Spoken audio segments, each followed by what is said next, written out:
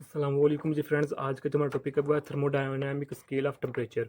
हम लोगों ने सीरीज स्टार्ट की है, एफएससी पार्ट 1 है, तो चैप्टर नंबर 11 है। तो इसमें हमने इन तमाम टॉपिक्स पर पिछली वीडियोस में बात कर चुके हैं। ओके, तो ये देखते जाए। आज की जो हमारा टॉपिक है वो हमारे पास वीडियो नंबर 16 है, thermodynamic scale of temperature. Okay, तो आइए स्टार्ट करते हैं। बिस्मिल्लाहिर्रहमानिर्रहीम, सल्लल्लाहु अला मुहम्मद सल्लल्लाहु अलैहि व आलिहि वसल्लम। सबसे पहले ये बुक पर इसको हम देखते हैं, थर्मोडायनामिक स्केल ऑफ टेम्परेचर। तो ये देखे, ये इतना इम्पोर्टेंट नहीं है, लेकिन शॉर्ट क्वेश्चन के हवाले से ये और एमसीक्यू के हवाले से काफ़ी इंपॉर्टेंट है। ओके, तो सबसे पहले हम इसकी इंट्रोडक्शन देखते हैं। The scale of temperature used in practical life depends upon the properties of thermometric substance, i.e. मिसाल के तौर पर substances used in thermometers such as mercury, alcohol, gas, etc. etc. The most common property is the expansion of these substances on heating. यानी कि जो हम common use करते हैं, आज भी यूज़ होते हैं वो थर्मोमीटर, लेकिन पहले काफ़ी यूज़ होते थे। उन थर्मोमीटर्स में ज़्यादातर यूज़ क्या होता था? मरकरी मरकरी यूज़ होता था, और अल्कोहल यूज़ होता था, और गैस यूज़ होता था। ये यानी कि तीनों जो मटेरियल्स हैं ये यूज़ होते थे किसी में, थर्मोमीटर्स में। ओके, जब भी किसी का हम टेम्परेचर मालूम करते थे, तो हमें प्रॉब्लम आती थी कि हम मरकरी वाला यूज़ करें या गैस वाला यूज़ करें या अल्कोहलिक वाला यूज़ करें। तो हम इसको कहाँ कहाँ यूज़ करें और क्यों करें, ये फिजिकल स्टेट पर डिपेंड करता था। जो हमारे पास नॉर्मल नॉर्मल थर्मोडायनामिक ये थे हमारे पास जो थर्मामीटर्स थे, वो डिपेंड करते थे फिजिकल स्टेट जो इसमें मौजूद है।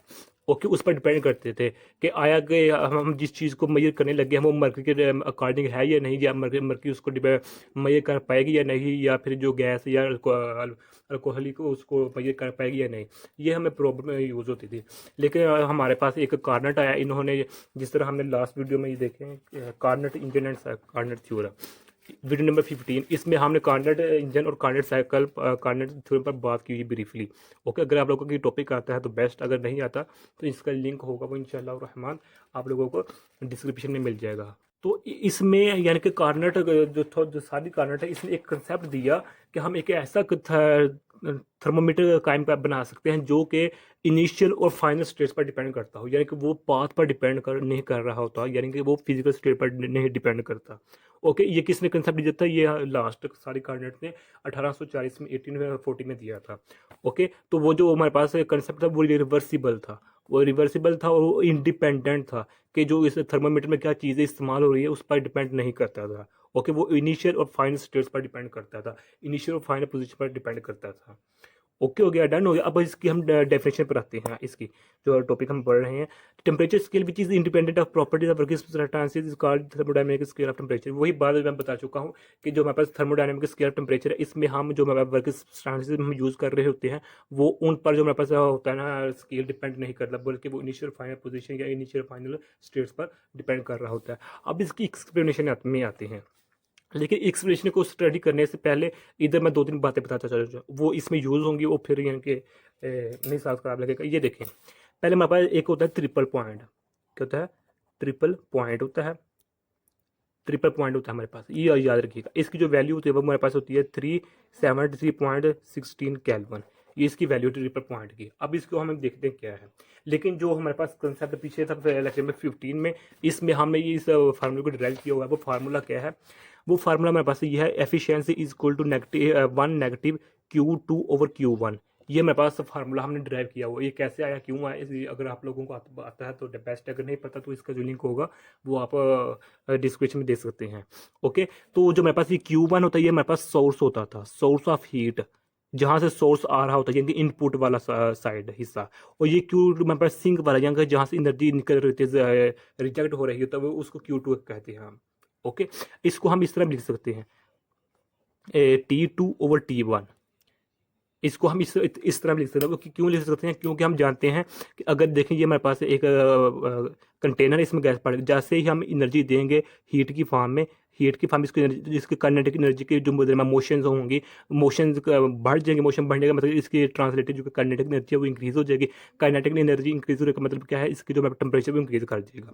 ओके, तो इसलिए हम Q2 को ये जगह T2 और Q1 की जगह T1, ये सब बात मैं पिछली वीडियो में बता चुका हूँ, लेकिन आप लोगों को एक लाजमी बात है इसका इधर इस वीडियो में होना। अगर आप लोगों को पहले ही आता है तो बेस्ट है मदीना मदीना।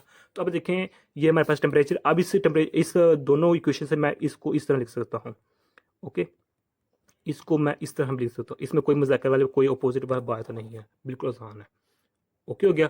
तो अब हम इस पर आते हैं, जो मेरे पास ये है इसको ट्रिपल पॉइंट। इस ट्रिपल पॉइंट इधर हम ये टर्म यूज करते हैं, ये और ये यूज करते हैं। ओके, वो भी याद रखिएगा, चूंकि इधर हम ट्रिपल पॉइंट यूज करने लगे हैं इसलिए हम Q2 की जगह Q3 लिख सकते हैं, Q1 वैसे का वैसे रहेगा, और T2 की जगह मैं T3 भी यूज कर सकता हूँ। ये है, ये फार्मूला हम यूज़ करेंगे इधर।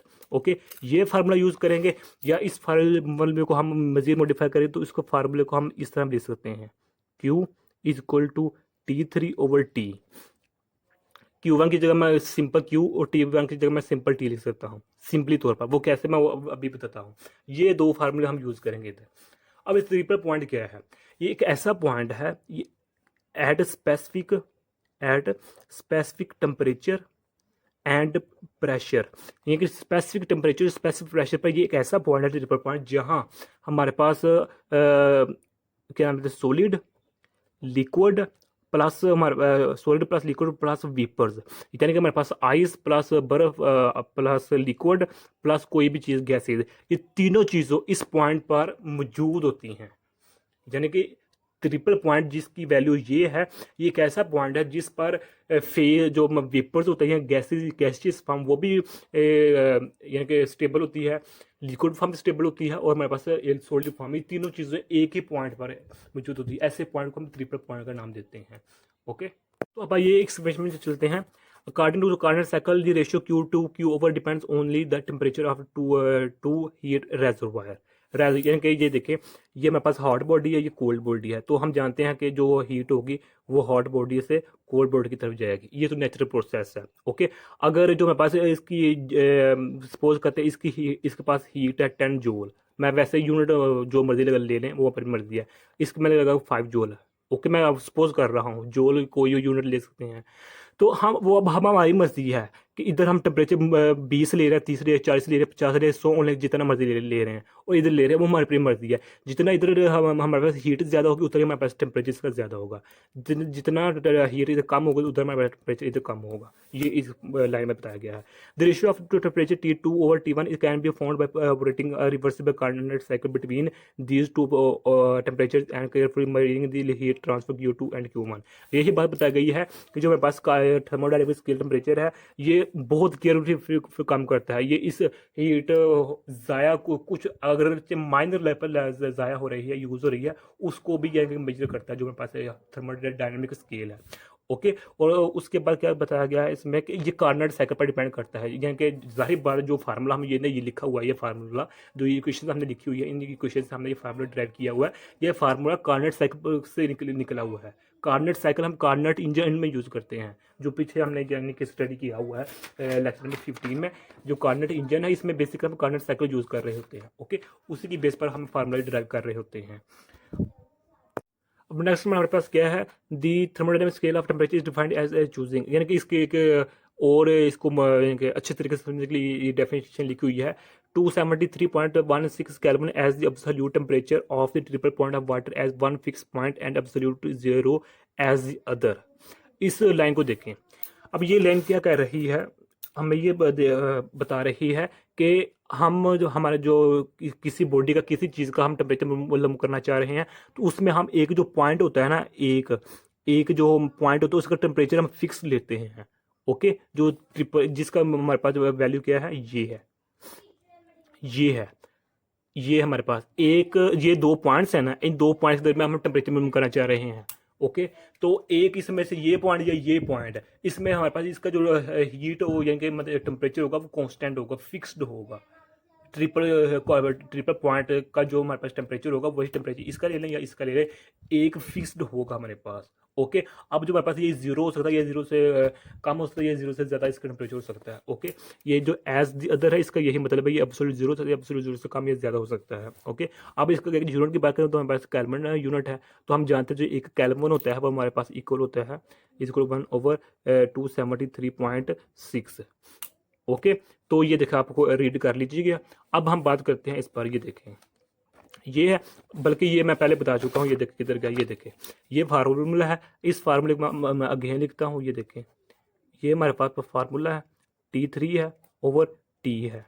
तो जो हमारे पास जो ये टेम्परेचर, ये टेम्परेचर फिक्स्ड है, जो हमारे पास एक हम फिक्स्ड पॉइंट ले रहे होते हैं, ये हमारे पास फिक्स्ड होता है। ये T3 इज इक्वल टू, इसको हम लेते हैं Q3 ओवर Q मल्टीपल, ये इधर आकर मल्टीपल हो जाएगा, T टेम्परेचर हो जाएगा। सॉरी सॉरी सॉरी, ये गलती होगी, वो गलती हो गई। यही देखें, यही मेरे पास फार्मूला, इसी फार्मूला को हम यूज़ करेंगे। Q3 है ओवर Q है इज इक्वल टू T3 है, T है। ओके, तो अब जो मेरे पास ये फिक्स्ड है, ये टेम्परेचर फिक्स्ड है, तो ये हमारे पास चेंज होता है, या किसी भी ये तो एक पॉइंट पर फिक्स्ड ही रहेगा। तो जो सेकंड पॉइंट होगा, तो सेकंड पॉइंट पर ये चेंज हो सकता है। चूंकि हमने ये फाइंड करना है, तो इसलिए हम क्या करेंगे, इसको इधर ले आएंगे, तो ये इधर आ जाएगा, ऐसे हो जाएगा T3। ओके, तो T3 की हमारे पास वैल्यू क्या होती है, मैंने पहले बता चुका हूँ, ये है, तो Q ओवर Q3 है। अब ये देखें, ये फार्मूला मेरे पास बन चुका है। ये फार्मूला क्या बता रहा है, ये फिक्स्ड टेम्परेचर है, जो Q है इसको Q1 कहते हैं। ये Q1 कौन सा होगा, जो हमारे पास सिंक का होगा, कौन सा होगा, जो सिंक का होगा, जो इनिशियल होगा।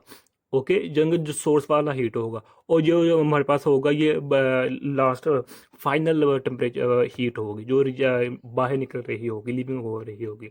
ओके, अब ये अब्जॉर्ब भी हो सकती है, रिजेक्ट भी हो सकती है। अब ये भी अब्जॉर्ब हो सकती है, रिजेक्ट हो सकती है। ओके, इसमें कोई मजाक वाली बात नहीं है।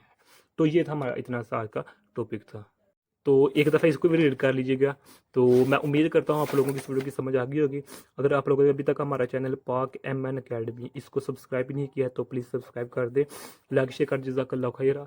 अभी दुआ में रखिएगा। अस्सलामु अलैकुम व रहमतुल्लाहि व बरकातहू।